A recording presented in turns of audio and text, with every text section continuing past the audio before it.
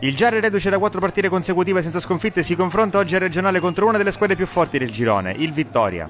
La formazione di Figliomeni viene da un ottimo momento, avendo inanellato 3 vittorie in fila e prestazioni sempre più convincenti. Mister Rapisarda prosegue nel dare continuità al 3-4-1-2 con solidità garantita al reparto arretrato. Tra i pali infortunato Tomaselli, chance dal primo minuto per il classe 2006 Emanuele Russo.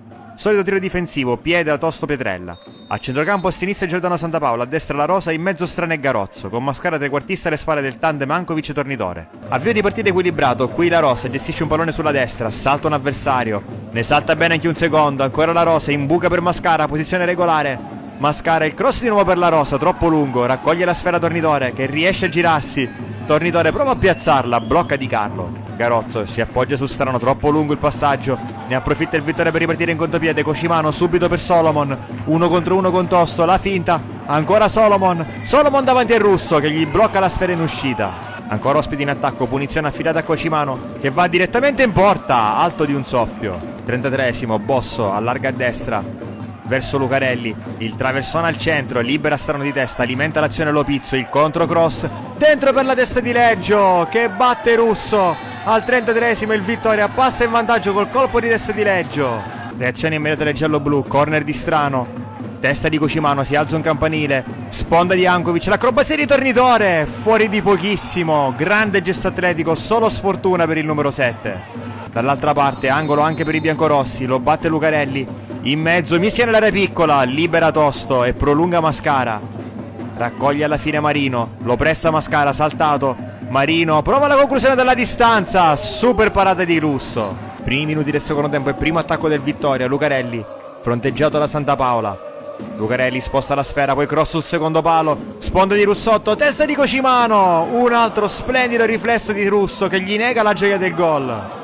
Minuto 55, calcio d'angolo di Strano, al centro per Ankovic che di testa riporta il punteggio in parità. Luka Ankovic, il gol dell'ex, quarto sigillo in campionato per lui.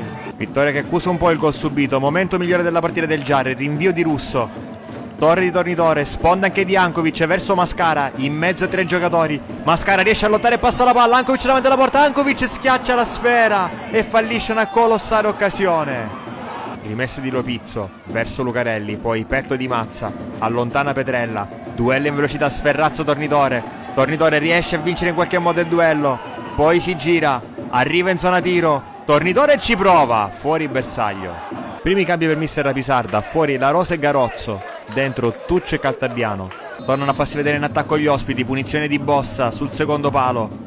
La palla finisce a Russotto che va l'1 contro 1. Russotto, il cross verso Cocimano, la palla si impenna, al volo, salva in qualche modo incredibilmente Tosto e poi alla fine esce Russo.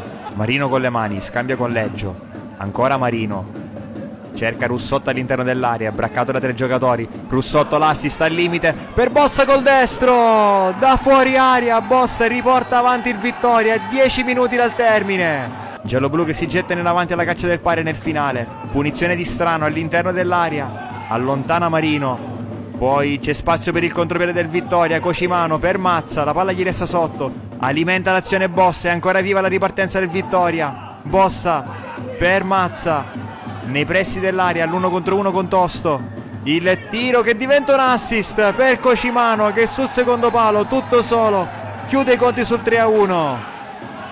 Si interrompe a quota 4 la striscia di imbattibilità del Giarre che perde anche per la prima volta tra le mura amiche del regionale.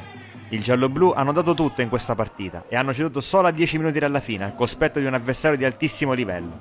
I miglioramenti nelle ultime settimane sono evidenti, la strada è quella giusta, ma si può fare di più. Sabato prossimo, ultimo match del 2025 del girone d'andata, con la squadra di Rapisarda che farà visita ad un altro fortissimo avversario, la Messana.